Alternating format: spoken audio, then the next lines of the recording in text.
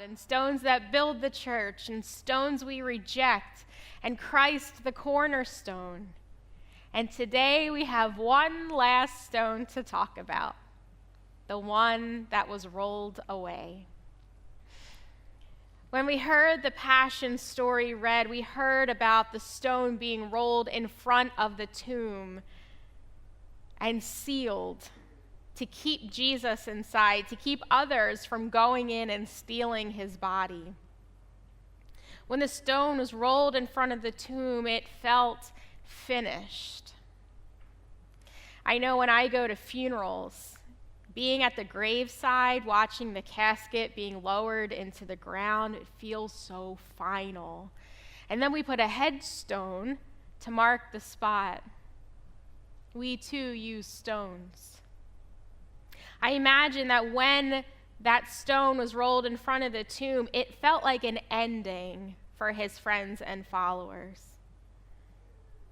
And when the women go to the tomb, they go carrying their grief and their fears and the spices meant to tend to his body.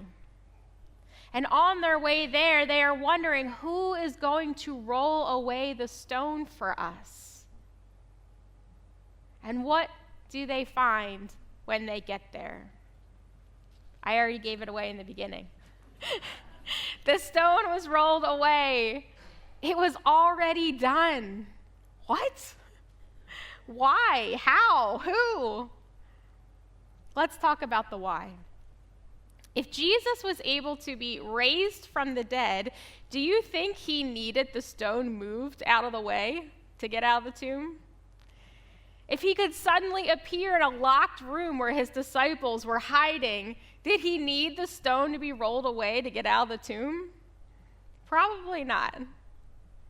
The stone was probably not rolled away for Jesus' benefit, but for ours. The stone was rolled away so that we could see that death does not get the final word. That stone was a symbol of death, of Rome's power, of an ending. But the stone rolled away is a symbol of life, of God's power, a beginning. And the stone, it wasn't shattered to pieces. It didn't magically disappear. It was moved. When have you experienced things in life that felt like an ending? The death of a loved one, the end of a relationship, a diagnosis, a mistake that you wish you could take back, a job you lost or retired from, an accident. What are the stones that you felt like said, this is the end of the story? We all have stones like that. When the stone was rolled away, it was so his followers could see inside the tomb and realize that something had changed. It was moved so that we could see that death had been defeated. The stone that represented death and endings was moved. Have you ever walked up to a door and you push it and it doesn't open? And then you push harder and still nothing? And you start to question if you're showing your age or if you're like, okay, God, is this my nudge to get back to the gym? And now your dignity's on the line because maybe other people are watching, and you refuse to accept any of this, and you really commit and you push harder, and now you're offended by an inanimate object, and you push again and nothing. And then someone comes up behind you and effortlessly pulls the door open. Nothing was wrong with the door or your ability to open the door, thank you very much. The problem was you were trying to open it the wrong way. The women approached the tomb expecting a problem. Before they got to the tomb, they were wondering who will roll away the stone, because they assumed that there was a barrier, and they assumed that Jesus' death was an ending. But when they got there, the stone was rolled away. When do we live assuming that the stone is still in front of the tomb? When do we live like we are pushing on that door? We try harder, we insist on our own way, we try to force our way through. We stand in front of something in our lives, grief, fear, shame, some situation that feels final, and we assume this is it. This is the end. This is not going to move. It's not going to get better. It's done. But God has already been at work.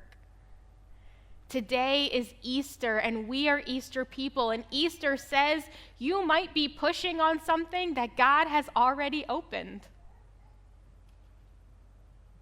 The stone wasn't rolled away so Jesus could get out. It was rolled away so that we could see that what we thought was closed had already been opened.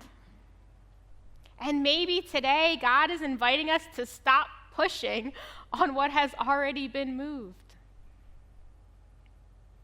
All season long, we've been carrying stones, and today we remember that the heaviest one of all doesn't win. Easter doesn't say that life will be easy, or that grief will disappear, or that nothing bad will ever happen. It says that the stone is not the end of the story. Death or fear or shame or failure or whatever it is that you're carrying does not get the last word. God does. Some of us walked in this morning still standing in front of a stone, something that feels immovable, maybe even final. But I hope that God speaks to you today and reminds you that that thing is not immovable, because God is already at work. I went on a silent retreat last week. I know, me, on a silent retreat. It's something I try to do once a year. And this year, I was hoping to release some of the heaviness that I've been carrying. And in just those 24 hours there, I heard God speak to me in so many different ways. And the person running the retreat asked us at the end when we could talk again, what we experienced that day. And I said, I shut up long enough to let God speak.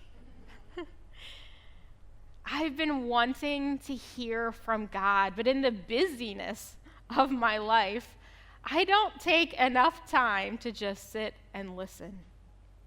It's like in Matthew 7, ask and it will be given to you. Seek and you will find. Knock and the door will be open to you.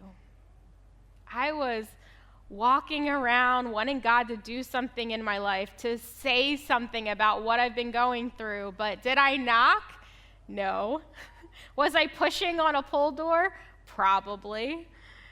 Did I realize that the stone had already been moved?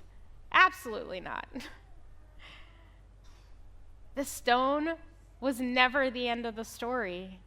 It was the place where God was about to begin something new. This week, I invite you to pick up a stone. Maybe it's the one you received at the beginning of Lent, and hold it in your hands, and then set it down. And remind yourself that God is still moving what feels immovable. It may be that not everything feels different yet, not everything looks new yet, not everything is figured out yet, but the stone has been moved. The women and the Romans thought the stone was holding Jesus in place, but it wasn't.